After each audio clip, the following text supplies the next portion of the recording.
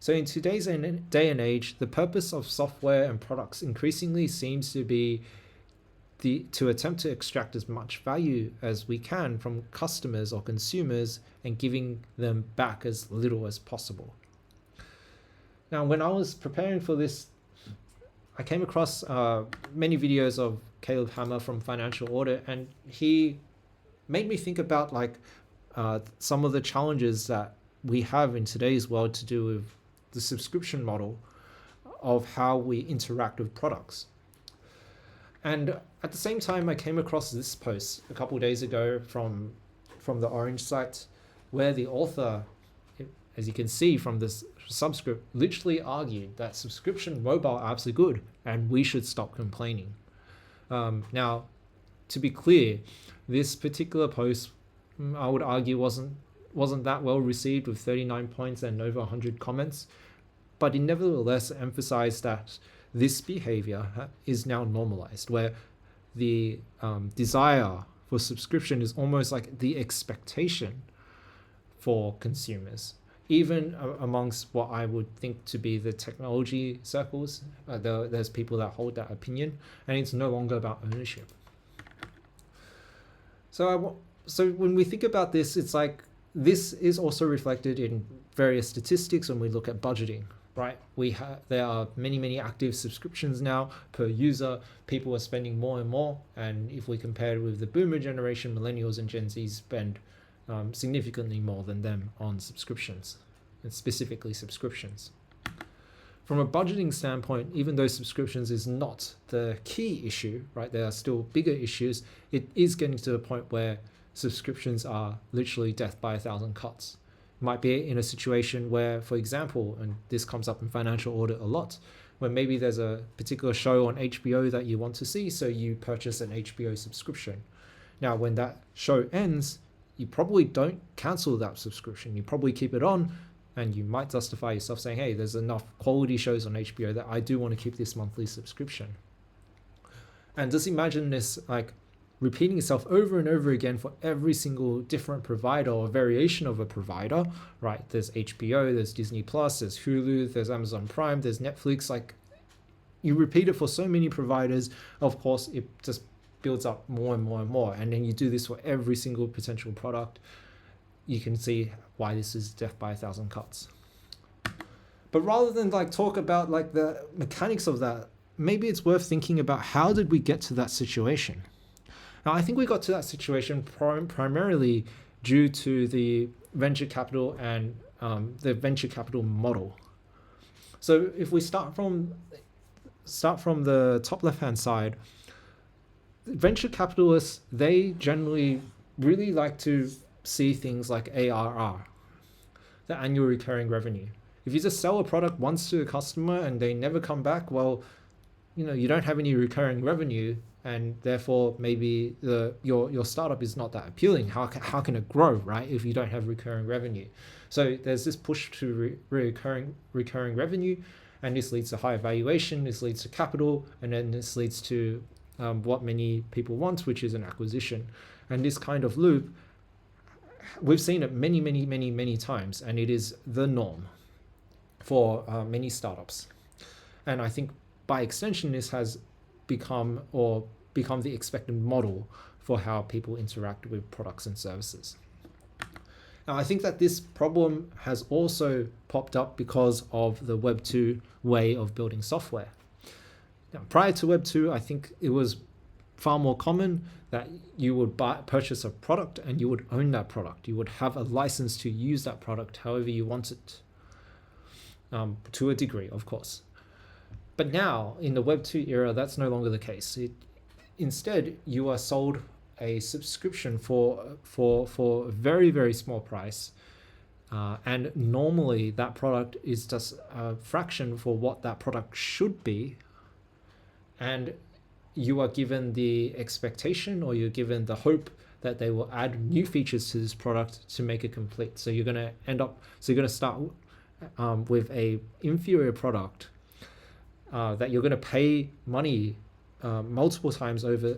You're going to pay for it, and you're going to keep paying for it as they add new features, rather than owning the product as a whole.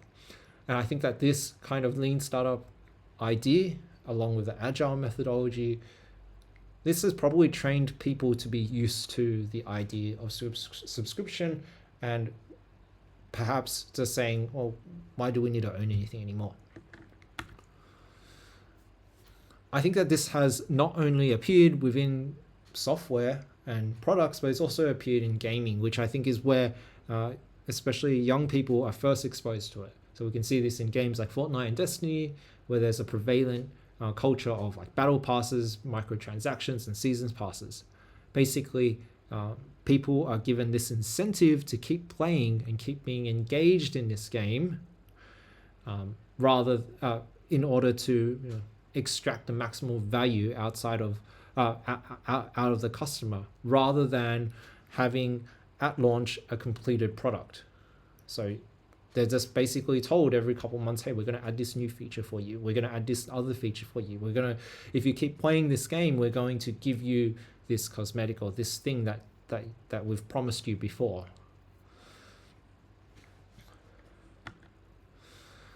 So if we break down like this thing to do with like the subscription model versus the ownership model, I want to focus on the last two rows. So if we think about particularly the last row, if we think about control on the ownership model, well, once you pay for it, you own it. You own all the data, you own everything related to the usage of it. In the subscription model, you own, or you have access rather, to the product and your data, so long as you keep paying for the service. Now, some places you can download your data, but once you stop paying for it, you generally have lost access to that product completely. The other thing that I think is also a very important distinction is about the incentives. So for software that you purchase once and then you own completely, the incentive for the developer is to give you a completed product from day one, because that's what's going to convince you to buy it. On the other hand, in the subscription model, the incentive for them is not necessarily to give you a feature that you want. Rather, I would argue that their incentive is to give you features to prevent churn, to prevent you from leaving. That's a very important distinction. And that distinction is what drives enshittification, because ultimately the purpose of products that have a subscription model is to keep you paying for the subscription. So they're going to keep adding features so that you keep paying for the subscription. They're not going to add features to necessarily make the product better. We can see this occur in many, many instances, right? So things like social media platforms, when they add a new feature to that platform, it's generally to ensure that you keep scrolling, or that you stay in the app. It's not necessarily about what you need. It's about extracting the maximum value out of you. And that's what we call enshittification, and how software products degrade over time. Now, I think the other factor to do with a lot of these issues, and this merely exacerbates the issue, is to do with buy now, pay later. Buy now, pay later has made it so that that teenagers has access to some level of credit, and they can get it for very easily and seemingly for free. And I think it's trained people to be used to the idea of purchasing things on credit, and trained people, because like buy now, pay later is in a sense a subscription, right? You subscribe, you're giving regular payments to pay for an item, and it's made things far more accessible. It's made things feel like a subscription. So I think like this normalization has also made it very, very, very easy for people to feel that, purchasing a subscription, purchasing something over time is in fact a very normal thing to do. Whereas I think that previously, maybe 20, 30 years ago, this idea would not be very common, and would not be the norm. I think the other thing is that there has been an over-reliance on apps in recent times. So the solution nowadays to everything is, well, you go purchase an app or you go download the app. And this has caused a reliance on just assuming that using an app is the normal way for how we are to engage with a product or service. And this often means that you purchase an app, you purchase a SaaS product, and there's some kind of like reoccurring fee that we need to do, right? So that has become the reality of the world that we live in. It's not about ownership anymore. It's about the subscription model. We can also see this normalized through like enterprise software. How often do you log in at work? You open up Okta and you see over a page of like different SaaS products on your screen. And I think like this normalization has like extended itself to people thinking, hey, this is also normal. So that we don't own our products, instead that we are to purchase these SaaS services and solutions.